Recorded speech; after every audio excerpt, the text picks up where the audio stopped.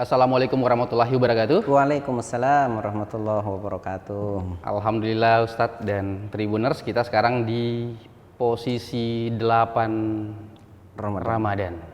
Nggak terasa ya? Iya, bagi Apalagi yang tidak puasa pasti tidak narasa ya. Iya, alhamdulillah. Bagi yang puasa pasti narasa sekali. Iya, tapi kalau jam-jam begini biasanya tidak nih, saking Pak Buka Mami di Nanawa-nawai. Iya, alhamdulillah seperti yang tadi kita sampaikan, kita sampai di titik ini dan sebelum kita melangkah lagi menyampaikan banyak hal yang insya Allah bermanfaat, kita juga mau berterima kasih sama Yamaha Indonesia Luar biasa yang sudah mensupport kegiatan ini. Kita kerjasama alhamdulillah sejauh ini sampai 30 Ramadan insya Allah sampai seperti itu.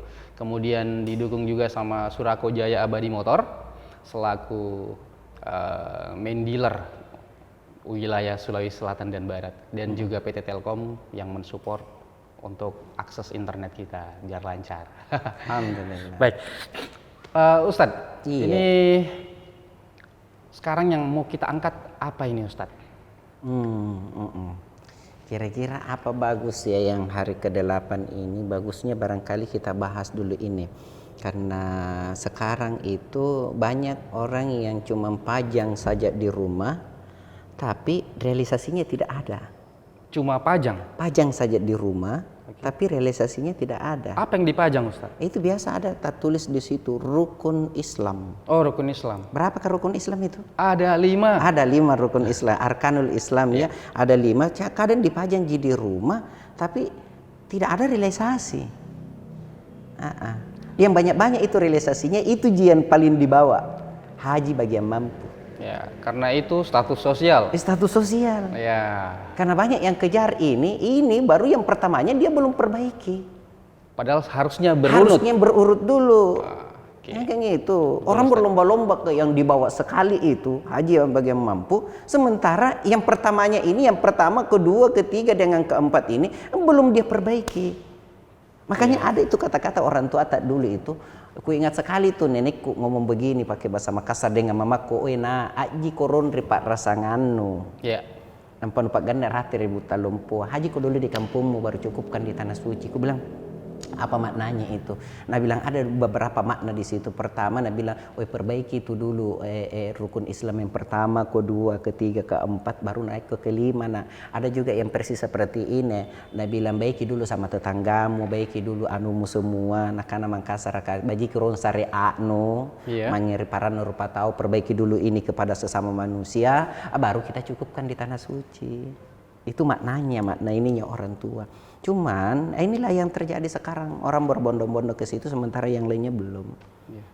Bahkan ada yang talbiyahnya pitiololoi. Nah bilang innal hamda wan nikmata malakul maut. Apa nama malaikat maut kau nobo ya. Iya. Mungkin memilih travel umroh yang salah ya Itu barangkali. Bukan promosi. benar tahu bagus semua travel umroh. Tidak ada yang ini. Tinggal ini mami kita bagaimana menginginkan fasilitas kan sama tunji itu baju yang kita jual dan langsung jadi pasang saja begini dibanding dengan yang di dalam kaca itu yang dipajang kan beda tuh harganya. Kalau yang di itu pasti cakar, pasti murah tunji harganya. Tapi kalau yang dipajang di dalam itu pasti mahal. Begitu tunji itu. Mau kualitas yang baik, yang bagus, makanya jajan tahu gini nih. Ya, konsekuensinya. Apa nih? Palat tuh. Oh iya. Nah seperti itu. Tapi sebelumnya saya mau bahas dulu ini. Ini arkanul Islam, rukun Islam ini ebaratkan begini, satu pohon, yang kalau kita inginkan akarnya bagus, maka gali dulu tanah baik-baik, kasih dalam-dalam, tanam, siram, pasti akarnya bagus. Apa itu akarnya? Asyhadu an la ilaha illallah wa asyhadu anna Muhammadar Rasulullah. Kalau ini asyhadu an la ilaha illallah sudah mendarah daging dalam diri kita, aliran apapun yang masuk, aliran apapun yang bermunculan, itu pasti tidak akan goyah. Kalau akarnya bagus, sehebat apapun angin yang tiup, pasti tidak akan tumbang, tidak akan roboh. Goyang iya, tapi belum tentu roboh. Ya. Sama dalam hati kita. Kalau asyhadu an la ilaha illallah wa asyhadu anna muhammadar rasulullah menyatu dalam tubuh kita, dalam diri kita, tidak bakalan kita mensekutukan Allah Subhanahu wa taala. Sekarang kan banyak. Ya. Di ucapannya asyhadu an la ilaha illallah, tiada Tuhan selain Allah, tapi masih buktinya menyembah selain daripada Allah. Ya. Dia ucapkan asyhadu an la ilaha illallah wa asyhadu anna muhammadar rasulullah, tapi masih mengagumi selain daripada Allah. Itu kan musyrik itu. Tanpa dia sadari. Tanpa dia sadari. Dia terkadang ngomong seperti ini. Ini biasa saya sampaikan di manasik ini. Apa yang saya biasa sampaikan begini. Seandainya bukan uangku yang banyak, tidak berangkat ke tanah suci. Hebat nanti uang. Dia seakan-akan uang yang dikagumi, uang yang dibesar-besarkan, uang yang disembah. Tidak sujud sama uang, tapi apa yang kita katakan? Seandainya bukan uangku, hebat itu anu. Nah, banyak orang yang berangkat tanah suci tanpa ada uangnya. Ya. Karena bukan orang Islam. Iya, di samping. Iya. Banyak orang yang berangkat tanah suci tidak ada uang karena diberangkatkan. Contoh misalnya, bolak-balik ke tanah suci tidak pernah bayar. Selalu ada yang bilang, Ustaz bawa ke jamaah aku. Kenapa tidak? Iya, ada saja. Bukan karena uang. Bukan karena uang yang banyak. Seandainya uang yang banyak, itu yang kemarin 4 tahun yang lalu itu yang transit di Filipina. Ya, yang terbang dari Makassar, Jakarta, Filipina tidak bisa masuk, tidak bisa terbang ke Jeddah, ditahan karena visanya visa Filipina dia pakai. Ya. Apa yang terjadi? Ada yang bilang begini, berapa kebayarannya itu supaya bisa masuk di Makkah? Berapa ku bayar? Berapa ku tambah? Yang penting bisa masuk. Karena bukan uang yang kasih ke sana, memang panggilan Allah tidak bisa masuk. Walaupun kau mau bayar 300 juta, 400 juta, tidak bisa. Pemerintah di sana mengatakan kembali ke Indonesia. Itu banyak yang kena orang Makassar. Itu kan mensekutukan Allah. Tanpa dia sadari. Ya? Itu tanpa dia sadari. Ada juga mengatakan, seandainya bukan jabatanku tidak berangkat ke tanah suci. Seandainya bukan jabatanku tidak seperti ini. Kapan? Yang dia kagumi, yang dia besarkan itu adalah jabatan. Padahal apa sih jabatan? Daki ujung-ujungnya almarhum. Titil yang paling tinggi almarhum, bukan jabatan. Yang seperti itu. Jadi sadar atau tidak sadar, kadang ada orang yang seperti itu perbuatannya. Yang lebih parah lagi yang memang betul-betul menyembah selain daripada Allah. Kan banyak seperti itu, dukun-dukun. Datang ke paranormal, dia tidak yakin akan kekuasaan Allah. Jualannya tidak laris jualannya, cari ke pelaris, akan dibilang pelaris itu yang lariskan dagangannya, padahal Allah. Di Indonesia apalagi? Di Indonesia banyak. Bahkan sudah praktek itu bukan hanya ini dulu, Ustaz. Bukan hanya sebagai dukun, dia juga penyanyi. Iya, Dedi dukun. Dedi dukun nggak cocok ya. Jadi dia merangkap. Ya, lanjut, ya seperti itu. Jadi banyak orang yang mengucapkan asyhadu an la ilaha illallah, tapi realisasinya tidak realisasikan dalam kehidupan sehari-hari. Tidak mencerminkan bahwa dia itu hamba Allah. Dia masih meminta kepada dukun, masih paranormal. Kayak kemarin ada yang kasih menikah. Percaya tidak musim hujan, datangi ke Parano supaya hujan tidak turun pawang hujan. Pawang hujan. Ku bilang kalau mau kau tahu hujan tidaknya, jangan kau datang ke pawang hujan, datang ke BMKG, karena dia tahu semua. Anjur karena datang ke pawang hujan, dia bilang bagus kapan tidak hujan. Pas menikah bersandi hujan deras, ku bilang salah kok kapan pawang ular no datangi. Ini mensekutukan Allah, ya. Ini prakteknya di masyarakat ini sangat luar biasa. Sadar atau tidak sadar banyak sekali yang lakukan ini. Banyak sekali yang lakukan. Nah, kalau la ilaha illallah mendarah daging dalam diri kita, apapun yang datang, yang muncul tidak bakalan goyah. Seperti itu. Ada lagi nih praktek yang seperti ini. Itu yang sholatnya secepat kilat itu. Betul. Itu. Yang tidak baca Al-Fatihah. Episode yang kemarin itu saya sempat sampaikan, ada yang sholatnya tidak baca Al-Fatihah. Ada lagi yang sholatnya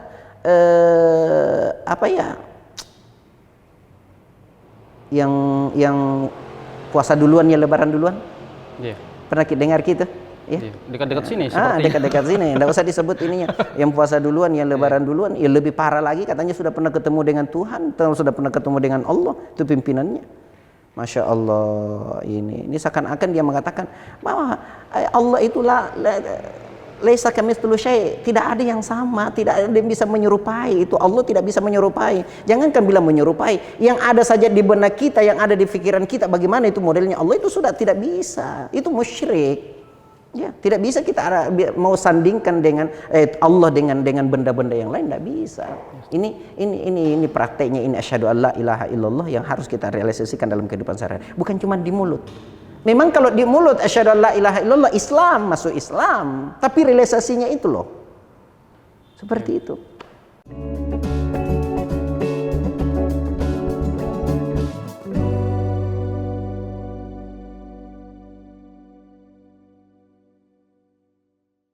Tuh, yang selanjutnya kita lanjut saja ya, karena waktu kita mungkin tidak panjang. Wa asyhadu anna Muhammadar Rasulullah, dan Muhammad itu adalah utusan Allah. Ini yang paling sekarang ini di masyarakat ini, ya, di media-media sosial ini. Mengaku umat Rasulullah, tapi sukanya bertengkar. Sukanya saling menyalahkan. Sama-sama umat Rasulullah, tapi sama-sama umat Rasulullah. Yang saya membuat heran lagi, yang notabene beliau ustadz, yang suka saling menyalahkan satu sama yang lain. Maksud saya begini, penonton, minta maaf tadi yang marah. Kalau marah berarti kita itu. Nah, kalau misalnya ada sesuatu, ustadz yang lain misalnya menyampaikan sesuatu yang tidak sepaham, yang tidak ini, jangan diumbar lagi di media sosial. Ya, yang diumbar di media sosial, ayo telepon yang bersangkutan. Ustadz, kenapa saya dengar ada ada perkataan Ustadz seperti ini? Coba diklarifikasi Ustadz. Ya, jangan sampai ini karena sesuai hadis yang saya dapatkan seperti ini. Kalau sesama Ustadz bertengkar, sesama Ustadz saling menghujat, sesama Ustadz ribut, sesama Ustadz saling menyalahkan, apa kata orang lain?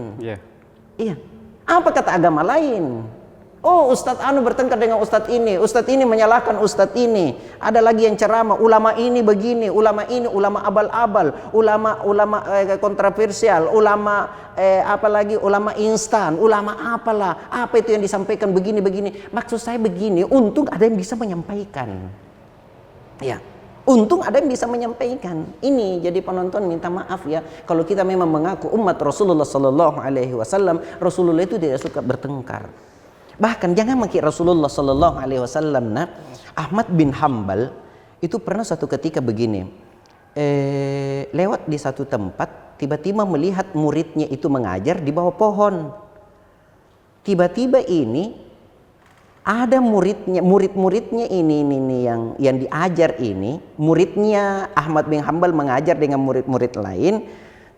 Tiba-tiba ini murid yang lain ini kena sinar matahari. Lewat Ahmad bin Hambal. Apa Ahmad bin Hambal langsung bilang, kenapa kau mau ajar tawana seperti itu? Kau berteduh baru dia kena sinar matahari. Tidak. Bagaimana etikanya Ahmad bin Hambal? Ahmad bin Hambal mau sholat tahajud, sudah tahu bahwa muridnya pasti sholat tahajud. Didatangi rumahnya. Coba Ahmad bin Hambal datangi rumahnya. Guru mendatangi muridnya. Etikanya sangat luar biasa. Imam Syafi'i saja belajar adab etika itu 20 tahun baru belajar ilmu. Coba. Berarti adab dikedepankan dibanding ilmu ya? Adab itu, etika itu jauh lebih bagus, lebih harus didahulukan daripada ilmu. Ini Imam Syafi'i 20 tahun belajar etika adab, baru belajar ilmu-ilmu yang lain. Itu luar biasanya. Nah, tengah malam datang Ahmad bin Hambal ketuk-ketuk pintu. Assalamualaikum. Kaget begitu bangun muridnya. Guru, kenapa engkau datang? Dia bilang, tidak, saya cuma baru lewat ini, ada sesuatu yang saya mau sampaikan sama kita. Nah, bilang, apa itu? Nah, bilang, tadi siang saya lihat kau mengajar di situ, muridmu kena sinar matahari. Kalau bisa besok jangan lagi lakukan ini. Luar biasa kalau seperti itu. Bukan media satu di ini salahkan ini. Katanya umat Muhammad. Setiap dia ceramahkan, laqad kana lakum fi Rasulillahi uswatun hasanah. Sungguh terdapat pada diri Rasulullah suri teladan yang harus kita contohi. Itu yang selalu diumbar, selalu disampaikan di masyarakat. Kalau ini yang terjadi pada umat kita sekarang, pada masyarakat sekarang, yang satu takbir Allahu Akbar, yang satu takbir Allahu Akbar, setan di tengah tepuk tangan. Kenapa? Karena perselisihan terjadi. Jadi ayo, janganlah kita mau saling menyalahkan, apalagi kita angkat di media sosial. Kasihan. Siapa lagi yang harus kita mau contohi? Janganlah merasa diri kita semua yang paling benar lah. Kayak kemarin itu saya ini salah satu ustadz di maki-maki, di apa. Tapi inilah mencerminkan ini ustadz yang dimaki-maki. Apa kata beliau? Saya tanya dulu, kapan saya ngomong seperti itu? Ayolah kita duduk baik-baik, kita cerita baik-baik. Janganlah kita salahkan satu sama yang lain. Kalaupun ada yang tidak cocok, ayo tegur saya dengan baik. Imam Syafi'i saja mengatakan, kalau engkau tegur saya di depan orang banyak, walaupun Anda benar, saya tidak bakalan ikut. Tapi kalau kau tegur saya dengan baik-baik, dengan pelan-pelan, dengan bijak, maka walaupun engkau muridku, saya akan ikut dengan engkau. Seperti ini. Etikanya Itu seperti itu ya. jadi asyhadu alla ilaha illallah, tiada Tuhan selain Allah, tidak ada sekutu selain daripada Allah, tidak ada tempat meminta selain pada Allah. Karena kalau kita minta selain daripada Allah, innasyirka la zulmun azim, Allah tidak akan ampuni dosanya orang yang mensyekutukan Allah, ya, kecuali kalau dia taubat nasuha, tidak mau lagi tinggalkan itu ya, perbuatan-perbuatan yang mensyekutukan Allah, betul-betul dia mau taubat nasuha, Allah akan ampuni dosanya.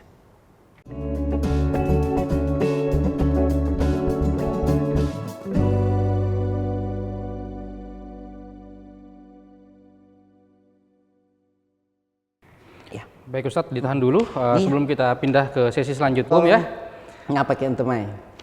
Kemudian di Makassar macam-macam. Cendrawasih juga tetangga kita ada. Ada, alhamdulillah. Dan kita juga mengajak Tribuners yang melihat tayangan ini untuk mengajukan pertanyaan seputar rukun Islam, ya. Terkait itu, mungkin ada teman-teman yang mau ditanyakan bisa langsung. Kebetulan saya lagi megang handphone, jadi bisa mengakses langsung pertanyaan teman-teman. Baik Ustadz, silahkan dilanjut. Apalagi nih urutannya?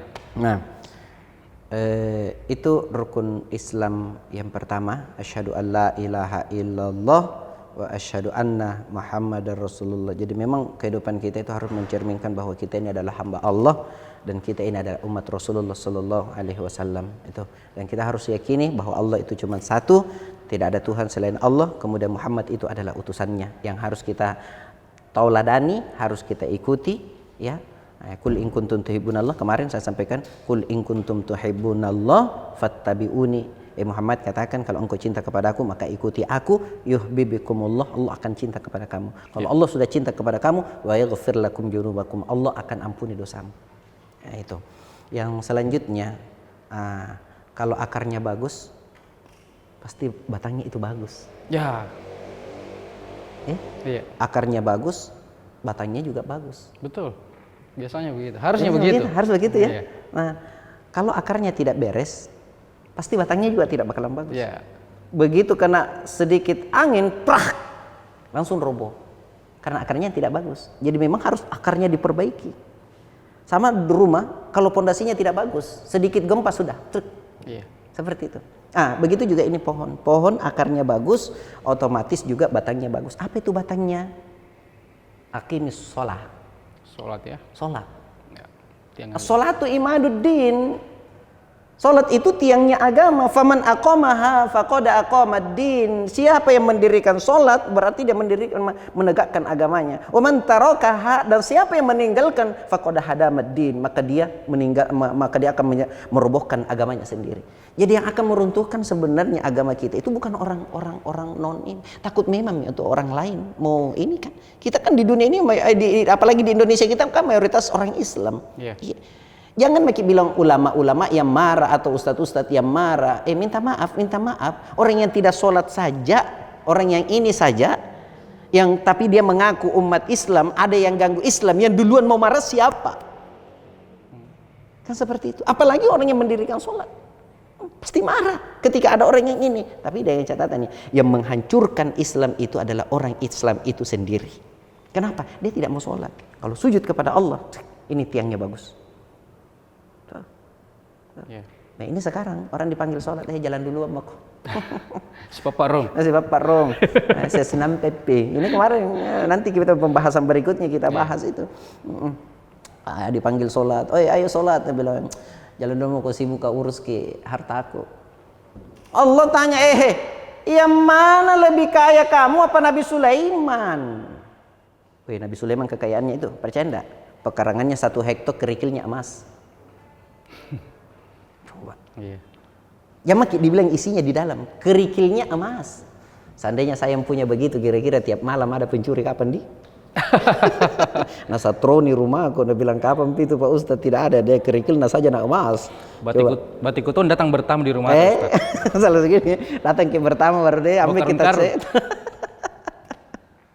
Allahu Akbar. Tuh.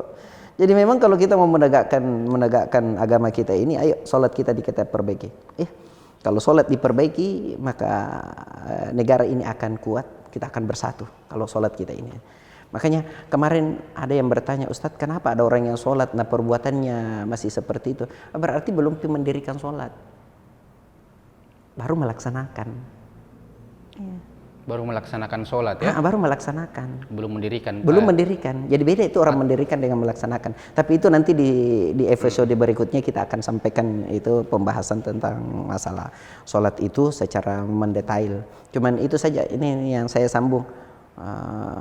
Ayo kita sujud kepada Allah. Apa jawabannya? Sibuk kak, urus hartaku. Allah mengatakan yang mana lebih sibuk kamu daripada, yang mana lebih kaya kamu daripada Nabi Sulaiman. Kaya Nabi Sulaiman, pekarangannya 1 hektar, kerikilnya emas. Apa Nabi Sulaiman tidak sujud? Sujud. Padahal kayanya subhanallah, masya Allah, tidak bisa dihitung. Masih sujud. Kesibukannya juga lebih banyak. Kesibukannya lebih banyak. Karena raja. Iya. Bukan Raja Muddin ya. Kalau Raja Muddin saya raja. Yang satu lagi dia ditanya, ayo sujud kepada Allah. Nah bilang jalan dulu mau kau sibuk cari susop nasi. Kan banyak sekarang yang seperti itu dia. Nah bilang, kalau kututup kini anuku, nah azan di masjid baru kututup ini, kepada datang pembeli. Iya. Berarti bukan rezekimu kalau seperti itu, rezekinya orang lain. Iya. Kalau mau baik hidupmu, maka perbaiki hubungan kita kepada Allah, perbaiki sholat kita. Tuh. Allah mengatakan, yang mana lebih miskin kamu apa Nabi Isa? Nabi Isa di atas gunung 300 tahun, dedaunan dia namakan. Dedaunan 300 tahun. Coba. Kita ini baru 1 bulan dikena corona seperti ini, tidak dapat penghasilan, mengeluh luar biasa. Nabi Isa 300 tahun. Cuman dedaunan yang beliau makan. Tapi Nabi Isa masih sempat melontarkan kata-kata, kujadikan langit sebagai atapku, bumi sebagai lantaiku, telingaku kujadikan sebagai bantal.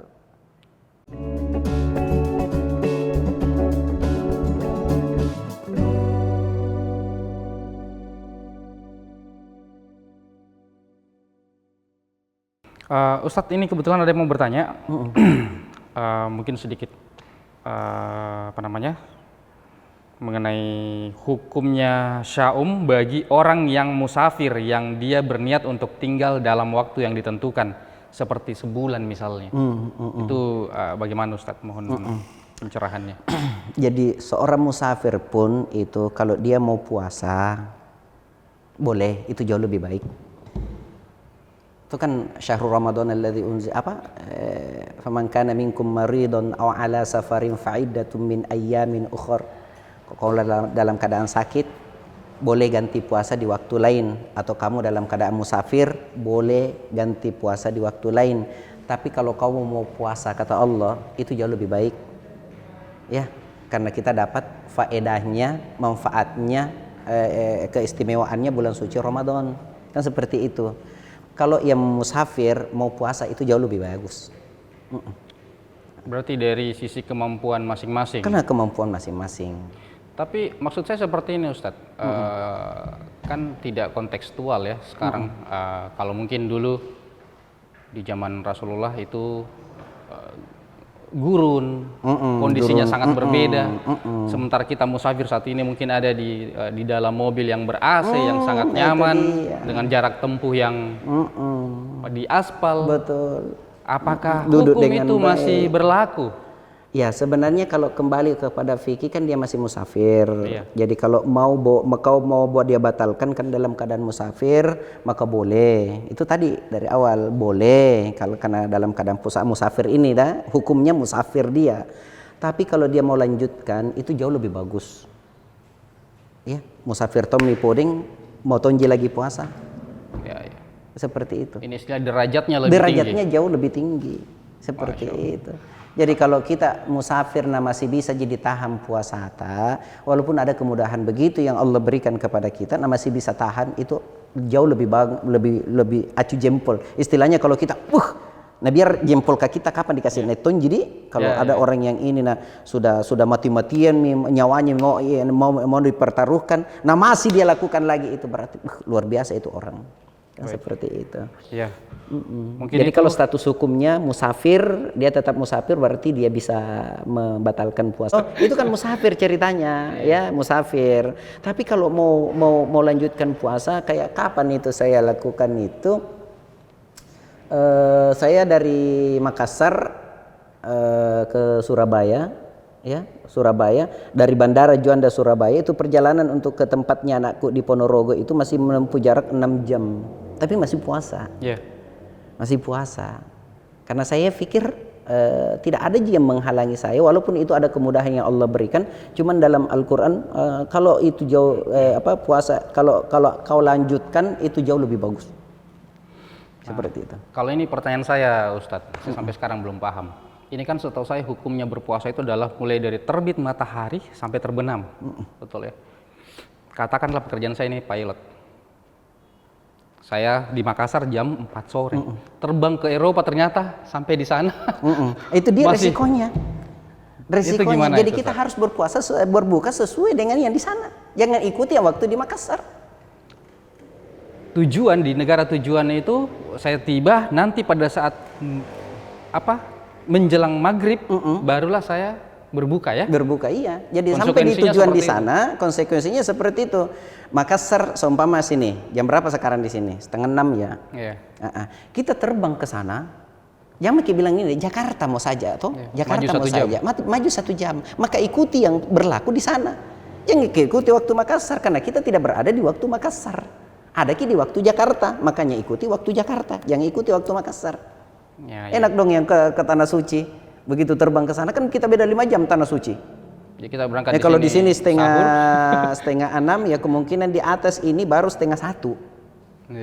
Jadi kalau perjalanan naik ke Tanah Suci, dilihat jam Abu kami Makassar, Abu Kamade, padahal di sana belum. Harus ikuti secara hukum, harus ikuti waktu yang kita tuju. Jadi sekali lagi dipertegas ya bahwa betul-betul hukumnya adalah berpuasa mulai terbitnya matahari sampai terbenam dimanapun kita berada. Dimanapun kita berada. Baik. Ada yang puasa itu sampai lama sekali dia puasanya. Kita kan berapa jam kita puasa? 12 jam saja ya. Bukan jadi 24 jam, 12. Ada yang melebihi sampai 17 jam. Itu daerah-daerah tertentu. Di Tanah Suci saja kalau mau masuk waktu musim dingin itu musim dingin itu malam yang panjang, siang yang pendek. Nah, itu menolong itu kalau kayak gitu ya? Iya. tapi di kadang di Tanah Suci itu waktu malam yang pendek, siang yang panjang. Tergantung dari situasi dan kondisi. Jadi begitu kita tinggalkan Makassar 5:30 sampai di sana Bolumpi juga baru sampai di sana 4:30, maka ikuti waktu yang di sana. Baik, Ustaz.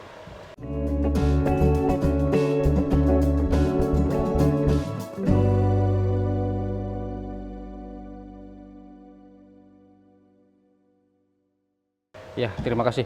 Ini ada satu lagi Ustadz, tapi sebelumnya saya mau mengucapkan Assalamualaikum buat Syahril Jalal Saril di Parepare. Terima kasih sudah tetap ikuti kita. Dan ini ada pertanyaan dari salah satu Tribuners, Iqbal NK. Ustadz, mau Kak bertanya, bagaimana hukumnya baca-baca menjelang Ramadan atau menjelang Lebaran? Baca-baca. Sebelum Ustadz menjawab, saya mau menjawab dulu sebagai orang awam bahwa itu baca-baca tidak ada masalah. Saya ini sering baca, kebetulan kita bekerja di tempat baca-baca ini. Bacaan koran maksud saya. Jadi saya biasanya kalau datang di kantor itu selalu baca-baca. Baca koran. Iya. Silakan Ustadz. Saya mohon maaf, ini kan kalau bagi saya belum pernah dicontohkan Rasulullah Sallallahu Alaihi Wasallam untuk baca-baca. Saya mohon maaf kalau misalnya ada penonton Tribuners yang nonton online itu yang pernah dapat hadis menyangkut masalah baca-baca kepada orang yang meninggal, baca-baca kepada siapa, mungkin pernah dia dapat, ya silahkan. Tapi kalau tidak pernah mendapatkan satu hadis atau dari Rasulullah Sallallahu Alaihi Wasallam, saya cuma mengikut sama Rasulullah. Karena Rasulullah tidak pernah lakukan, maka saya tidak pernah lakukan juga. Seandainya Rasulullah pernah saya dapat satu hadis atau dari ulama yang terkenal atau yang betul-betul bisa dianukan fatwanya atau kata-katanya ya, yang sahih betul itu, maka harus kita lakukan. Iya. Tapi karena tidak pernah dilakukan Rasulullah Sallallahu Alaihi Wasallam, maka saya juga tidak pernah lakukan hal-hal yang seperti itu. Baik yang baca-baca misalnya untuk meninggal, apalagi baca-baca kepada Rasulullah. Ada tuh yang seperti itu di masyarakat itu bilang, pembacanya ron nabiyah. Aku bilang apaan nih pembacaan nabiyah? Padahal salawat cukup. Padahal salawat itu sudah cukup buat Rasulullah Sallallahu Alaihi Wasallam. Nabi bilang tena unti nakiroki nabiyah. Kona astagfirullahalazim. Unti ben nakiroki nabiyah. Kona salawat nakiroki nabiyah. Teh unti. Tomarain kutai. Iya mami. Palu butung. Palu butung. Kecuali pun atau macaya kapan ya. Palu butung nakiroki. Tapi saya mau menambahkan seperti ini Ustaz. Saya pernah mendengar salah satu kajian ulama kita di Indonesia dan saya sangat sependapat bahwa Islam itu agama yang paling lengkap. Dia mengatur hidup kita mulai dari mata kita terbuka sampai terpejam. Mulai dari kamar kecil sampai hal yang besar. Dan kalau kita melaksanakan hukum Islam baik yang sunnah wajib terutama maupun yang sunnah, itu sudah dipastikan insya Allah kita akan tenang di dunia dan akhirat. Tenang pasti. Dan mendapatkan pahala. Jadi tidak perlu ditambah dengan amalan-amalan yang kurang jelas. Nah, itu yang biasa dibilang bid'ah, menambah-nambah satu amalan yang tidak pernah dicontohkan Rasulullah. Nah, itu bid'ah, betul. Tapi di Makassar memang banyak sekali yang bidak-bidak itu. Berapa kali Kak saya dipanggil. Iya. Dia bilang, Ustaz, bisa ke rumah. Jadi saya ini kan tidak tahu bilang apa-apa ini. Datang ke rumahnya. Dia bilang, masuk dulu sini Ustaz. Masuk, ada apa ini? Mau makan? Dia bilang, iya Ustaz, kebetulan. Dulu Ustaz, duduk bersila dulu baru baca-baca. Aku bilang, untuk apa? Dia bilang, untuk keselamatan proyekku. Aku bilang, ya Allah, barusan Kak dapat yang seperti itu tuh. Jadi karena saya tidak mau mengecewakan juga itu, saya berdoa minta kepada Allah. Yeah. Doaku ya Allah, saya memohon kepadamu ya Allah supaya proyeknya saudaraku ini yang punya rumah ini, yang punya hajat ini ya Allah, Engkau lancarkan dan tanpa terjadi apapun. Itu doaku. Karena ada makanan di depanku, apa aku baca? Allahumma barik lana fi ma razaqtana wa qina adzabannar. Kalangan Riki. Iya, betul. Ini yang paling penting doanya. Ini yang paling penting doanya ini. Tapi kalau saya khususkan bilang saya baca-baca ini makanan untuk keselamatan ininya, minta maaf saya tidak biasa lakukan dan tidak pernah saya lakukan hal yang seperti itu dan tidak pernah dicontohkan Rasulullah Sallallahu Alaihi Wasallam. Jadi bisa disimpulkan ini Ustadz bahwa pertanyaan yang tadi soal baca-baca itu adalah ada kaitannya dengan rukun Islam yang pertama mengenai tauhid ya. Masalah tauhid. Seperti itu. Jadi sekali lagi sebaiknya yang tidak jelas tidak perlu ditambah-tambahkan. Tidak usahlah ditambah-tambahkan. Karena insya Allah hal di luar itu tidak bisa membawa manfaat buat kita, bahkan sebaliknya. Jadi intinya seperti ini, apa yang diperintahkan Allah ikuti pasti selamat. Ya. Bukan cuma selamat di dunia saja, bukan cuma di akhirat saja, di dunia juga selamat. Dan apa yang dilarangkan tidak mungkin dilarang kalau itu kemudaratannya itu yang jauh lebih banyak. Tidak mungkin dilarang. Yeah. Ya. Seperti kenapa dilarang minuman yang keras? Karena dengan minuman yang keras itu akan membuat pikiran kita ini akhirnya pitikanak-kanami orang. Kalau pitikanak-kanami sembarang minana nasar kok panjagur teka rantau apa kok. Itu kan di situ itu ke anunya yang jauh lebih banyak. Nah, seperti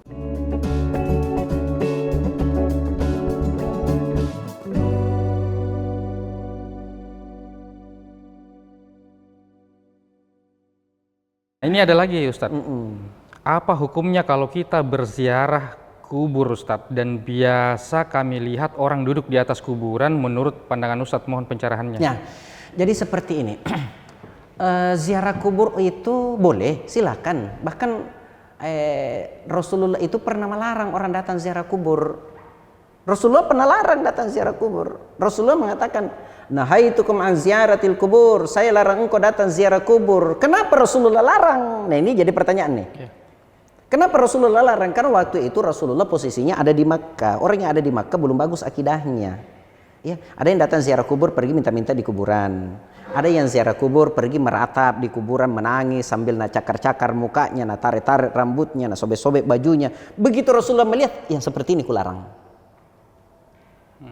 Ketika Rasulullah berada di Madinah, Rasulullah tidur dengan Siti Aisyah, istrinya. Ya, tengah malam Rasulullah terjaga dari tidurnya, langsung jalan ke Baqi. Antara rumahnya Rasulullah dengan Baqi itu tidak terlalu jauh. Makam ya? Iya, makam ya. Rumahnya Rasulullah yang ditempati sekarang untuk kuburannya Rasulullah itu dengan ke makam Baqi itu tidak terlalu jauh. Tengah malam Rasulullah jalan ke Baqi. Aisyah bertanya-tanya, mau kemana suamiku?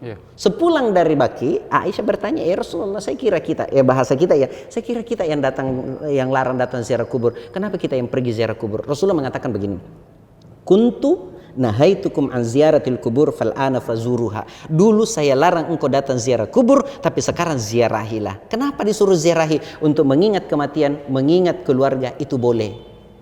Kedua, karena akidahnya orang di Madinah waktu itu sudah bagus. Baik nih akidahnya, keimanannya sudah bagus. Makanya Rasulullah persilahkan.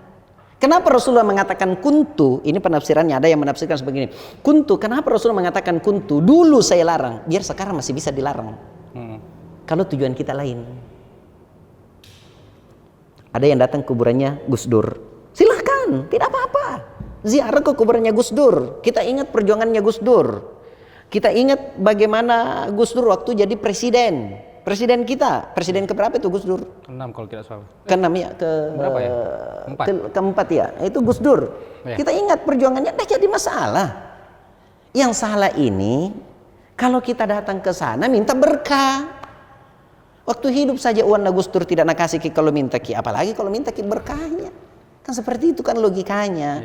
Iya. Ada lagi yang kasih tahu kan, dia bilang, Pak itu kuburan Gus Dur katanya di pagar kaca. Aku bilang, kenapa di pagar kaca?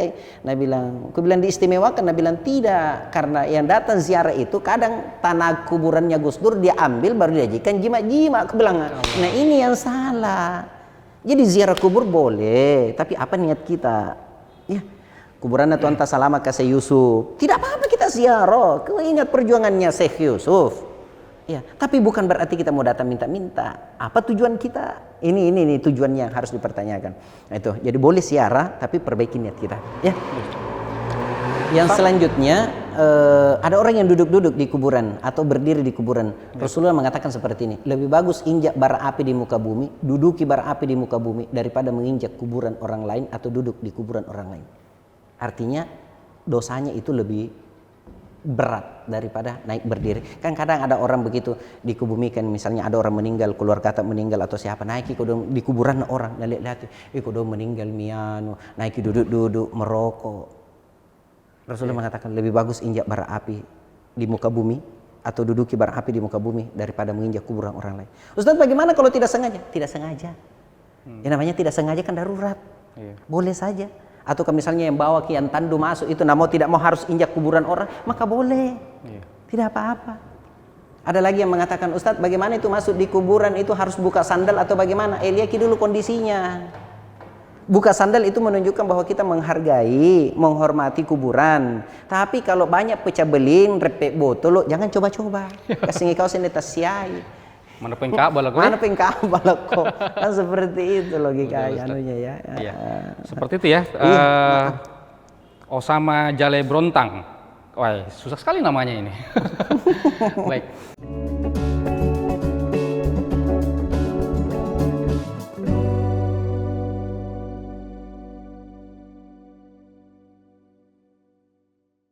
Selanjutnya tadi kita sudah membahas mengenai sholat sebagai tiang agama. Rukun yang ketiga, Ustaz. Rukun yang ketiga setelah aqimis sholah wa atuz zakah, keluarkan zakat. Ya. Ini keluarkan zakat. Jadi begitu masuk Ramadan kan ada yang bertanya kemarin, Ustadz, apa boleh saya keluarkan? Apalagi dalam keadaan seperti ini banyak kodong orang yang membutuhkan. Apa boleh saya awal Ramadan saya kasih keluar zakatku? Boleh. Begitu mau masuk Ramadan, kan masuk Ramadan itu begitu masuk maghrib sudah masuk Ramadan. Ya, beda dengan Masehi. Kalau Masehi itu jam 12 malam, Pi. Kalau perhitungan Hijriah, ya kalender Hijriah, kalender Islam, begitu masuk Ramadan, begitu masuk Maghrib, itu sudah masuk bulan Ramadan. Begitu sudah masuk bulan Ramadan, kita mau keluarkan sedekah kita, zakat kita, itu boleh. Kapan berhentinya, Ustadz? Yang penting khotib, kalau khotib sudah naik di mimbar, itu sudah tidak diinikan lagi. Sebelum naik di mimbar, itu sudah berhenti bagikan zakat. Nah, seperti itu. Dan tidak ada sejarahnya orang berzakat itu jatuh miskin. Jangan kita ruki Sa'labah. Siapa, Ustaz? Sa'labah. Oh ya, ini orang kaya yang ya mungkin awalnya dulu miskin. Iya. Miskin itu Sa'labah. Setiap selesai sholat, tidak wirid, tidak zikir, langsung loncat keluar. Diperhatikan sama Rasulullah 3 hari 3 malam. Rasulullah perhatikan, kenapa nih Sa'labah selalu setiap selesai sholat langsung loncat keluar. Ditanya Sa'labah, wahai Sa'labah, apa zikir wirid itu tidak penting bagimu? Apa berdoa kepada Allah itu tidak penting bagimu? Nabi bilang, penting sekali ya Rasulullah, tapi kalau tinggal lama-lama, apa kau dong pakai? Nah, pakai istriku sholat. Saking susahnya. Iya. Berarti ada lebih susah lagi daripada kita. 3 kali juga menghadap kepada Rasulullah, ya Rasulullah, doakan saya supaya saya bisa jadi orang kaya. Kalau saya sudah jadi orang kaya, Rasulullah, tidak bakalan ku tinggalkan di masjid. Biasa tuh begitu dulu. Kalau ada mini motor kotor, setiap ada orang lewat kau kasih naik. Sekalian ada motor, nanti bilang ada jam mau kau deh, banyak banget. Seperti itu sudah rantas ke motorku, ada nolak aku bisain. Seperti itu. Nah, didoakanlah. Rasulullah mendoakan supaya bagaimana Sa'labah ini bisa jadi orang kaya. Dititipkan seekor kambing. Ini kambing subhanallah, masya Allah ya. Ini beranak kayak ulat, beranak. Baru bukan tak satu anaknya, nah. Bukan tak satu, boy, tak banyak anaknya, tak melahirkan banyak. Akhirnya karena sesaknya itu bukan saking banyaknya itu kambingnya itu Sa'labah. Akhirnya dia keluar dari kota Madinah. Pindah ke tempat yang lebih jauh. Lebih ini. Nah, ya ini. Jarang dilihat Sa'labah selama banyak kambingnya. Mulai zuhur tinggalkan. Selesai kan Rasulullah itu kebiasaannya setiap selesai sholat menghadap kiblatnya. Kita kan kiblat sini ya. Setiap selesai sholat Rasulullah itu menghadap ke belakang. Lihat jamaahnya, lihat ya jamaah. Lihat siapa yang tidak hadir. Ini seorang pemimpin yang seperti itu. Makanya ada juga yang mengatakan, kenapa kau tidak menghadap ke belakang kau kalau selesai kau sholat? Nah Rasulullah itu begitu bilang, siapa tuh saya kau dong. Nah biar menghadap ke belakang. Apa mau ku sampaikan kau sama kau? Apa mau ku tegurkan kau? Kalau Rasulullah itu tanya sama umatnya, kenapa Sa'labah tidak datang? Iya. Jawabannya sahabat yang bilang, ya Rasulullah sibuk kasih masuk kambingnya ya Rasulullah, makanya tidak datang. Bilang, asar ditanya mana Sa'labah, Nabi bilang kasih maki kambingnya ya Rasulullah. Maghrib ditanya mana Sa'labah, kenapa tidak datang ke sholat maghrib? Nabi bilang sibuk kasih masuk di kandang kambingnya ya Rasulullah. Sholat Isya orang, Rasulullah balik lagi, Nabi bilang mana Sa'labah? Nabi bilang ya Rasulullah kecapean ya Rasulullah, tidak datang ke sholat Isya. Subuh dicari mana Sa'labah, Nabi bilang ketiduran ya Rasulullah, tidak sempat datang untuk sholat ini. Janjinya apa tadi? Iya. Janjinya Nabi bilang kalau saya kaya tidak bakalan kutinggalkan ini. Nah, ternyata harta yang buat dia. Harta yang membuat ini. Akhirnya turun ayat. Khudh min amwalihim shadaqah.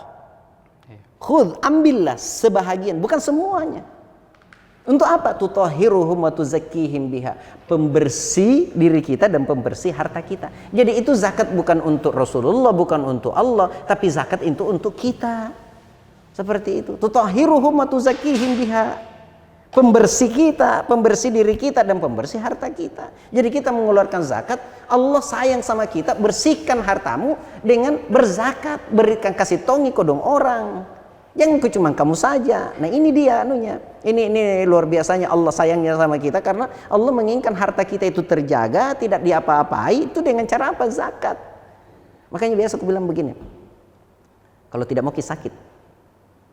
Tidak mau sakit, tidak mau masuk rumah sakit. Iya. Kalau bersedekah bilang ya Allah, saya bersedekah supaya tidak masuk ke rumah sakit. Uang yang mau kupakai masuk rumah sakit, kupasulut memang nih. Apa yang tidak bisa kalau Allah kehendaki? Yang memberi penyakit Allah, yang mengambil penyakit Allah. Itu zakat atau sedekah, Ustaz? Mau sedekah, mau zakat. Oke. Apalagi sedekah kita niatkan seperti itu. Kalau zakat memang kan untuk ini, kewajiban. Ya Allah, saya berzakat ini supaya bersih hartaku, bersih diriku, tidak kena ke penyakit. Boleh. Seperti itu, kita niatkan seperti itu. Ya Allah, saya bersedekah supaya kurang-kurangi asam uratku. kolesterolku, tensiku selalu naik, ya bersedekah. Karena Rasulullah sendiri mengatakan obati penyakitmu dengan sedekah. Tapi zakat ini Ustadz memang haruslah makanan pokok ya? Zakat fitrah boleh, misalnya dianggarkan berapa beras yang kita makan, berapa beras apa yang kita makan, beras kepala seumpama. Tidak bisa ini kan dengan uang boleh diuangkan seperti itu. Saya foto banyak tong ini kayaknya orang-orang mau bisa ditukar dengan APD, alat pelindung diri.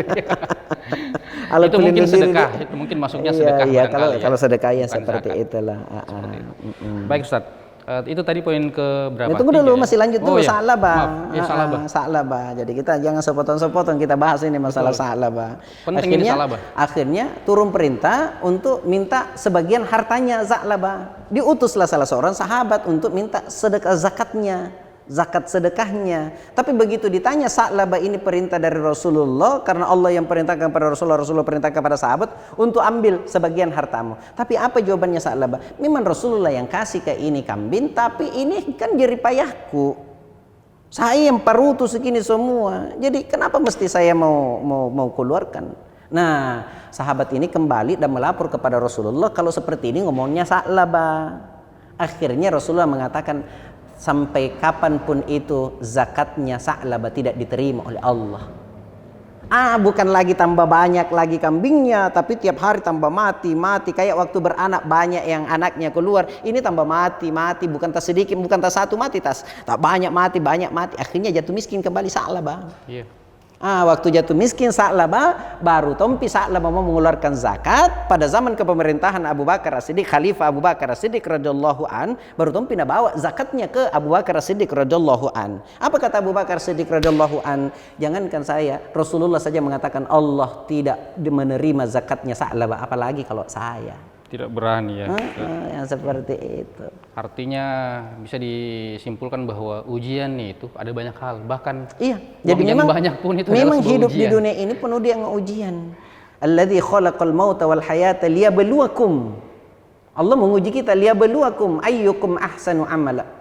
Kita hidup di muka bumi ini penuh dengan ujian. Yang dilihat Allah bukan siapa yang paling banyak amalnya, yang dilihat Allah siapa yang paling baik. Iya, selama ini kita orang awam kan melihat pada saat kita miskin itu ujian, pada saat kita diberi kekayaan itu adalah berkah. Padahal bisa saja terbalik. Bisa jadi.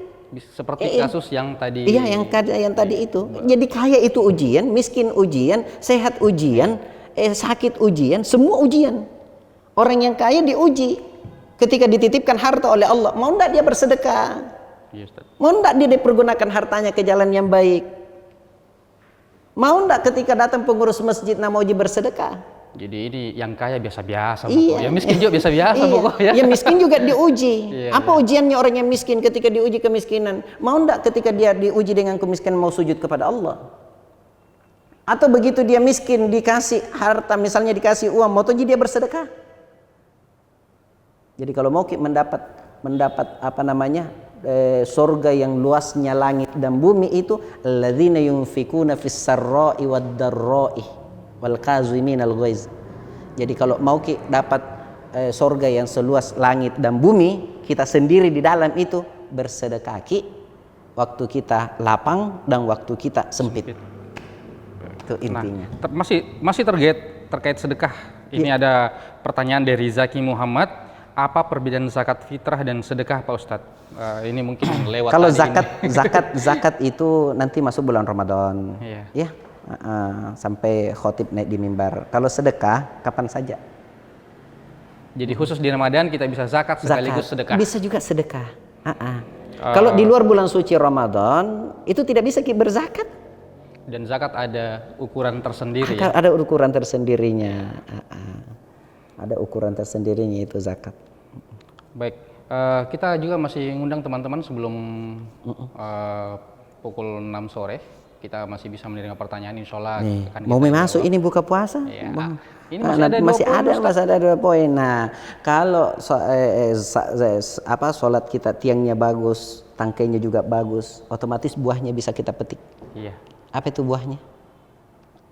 Aqimus shalah wa atuz zakah. Shaumu Ramadan. Puasa di bulan suci Ramadan, kemudian haji bagi yang mampu. Jadi kalau tidak mampu jangan maki dulu. Makanya biasa aku bilang, "Weh, tidak kemana-mana gitu tanah suci, jangan aku paksakan dirimu." Tapi sebenarnya seperti ini nih, semua kita ini sebenarnya bisa jadi berangkat tanah suci. Sebenarnya bisa jadi semua berangkat tanah suci. Coba nih, pikirkan saya, ada tukang bakso bisa berangkat tanah suci karena dengan niat yang ikhlas karena Allah, dia sisipkan sebagian itu penghasilannya untuk ditabung berangkat tanah suci. Penjual sayur. Coba. Jadi sebenarnya bisa semua aja berangkat tanah suci. Cuman yang jadi pertanyaan. Itu di TV Ustadz, tukang bubur, batin nenek haji. Tukang peleng anti iya. Setiap hari banyaknya tukang bubur nenek haji. Iya Ustadz. Jadi kalau ini yang kita bisa realisasikan dalam kehidupan sehari-hari, yakin dan percaya. Luar biasa kita ini Islam, ya ada aturannya, ada undang-undangnya. Kalau ini undang-undang yang kita lakukan ini, yakin dan percaya fid dunya hasanah wa fil akhirati hasanah, pastinya wa qina adzabannar, kita akan jauh dari api neraka. Oke, kawan, silakan. Iya, Tribuners tadi kita sudah mendengar sama-sama urutan rukun Islam dan seperti apa pengaplikasiannya ya di kehidupan kita. Tapi yang perlu kita mau sampaikan juga bahwa sebenarnya setiap kita adalah, menurut saya ini Ustadz, setiap manusia muslim itu adalah da'i sebenarnya. Dia adalah duta bagi identitasnya. Jadi seperti kita bukan hanya membawa nama saya Zulkarnain, seorang Makassar, tapi sekaligus saya adalah seorang muslim. Nah, yang itu adalah sebuah identitas yang harus kita perlihatkan ke orang lain. Iya. Contoh kecil mungkin di ini Ustadz, kalau di dunia ini kan ada namanya Dr. Zakir Naik yang sudah terkenal kemana-mana, ulama bahkan banyak yang masuk Islam karena beliau. Tapi ternyata bukan hanya dai yang bisa melakukan itu. Seperti di Inggris Muhammad Salah bisa ada banyak mu'alaf di Inggris karena attitude-nya, karena sikap Islaminya. Nah itu dia. Seperti itu Ustadz. Mungkin dari ditambahkan tokoh-tokoh kali buat inspirasi jadi intinya seperti ini. Kalau kita mencontoh akhlaknya Rasulullah, itu kan akhlaknya Rasulullah luar biasa, eloknya luar biasa, ininya bukan cuman karena kita ini seorang dai berkoar-koar ke sana kemari sampai orang bisa masuk Islam.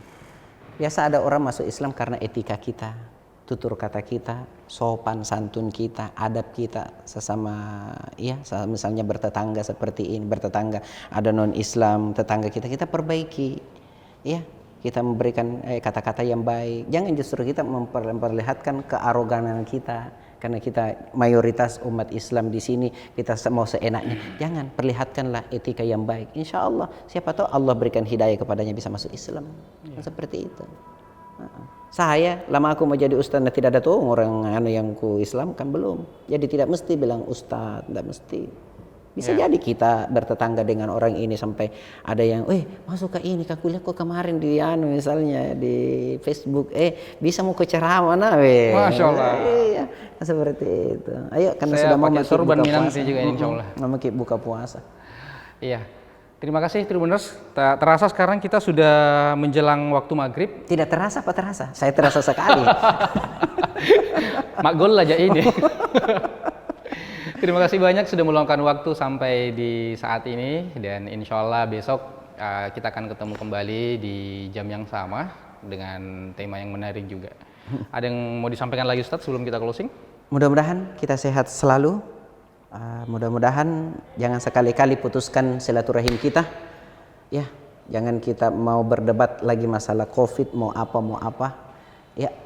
Tetap yang hindari perdebatan, hindari percekcokan, hindari yang membuat silaturahim kita putus. Itu saja dari saya. Baik. Alhamdulillah sekali lagi dan terima kasih banyak dan sampai ketemu besok insya Allah. Wassalamualaikum warahmatullahi wabarakatuh. Oke coy.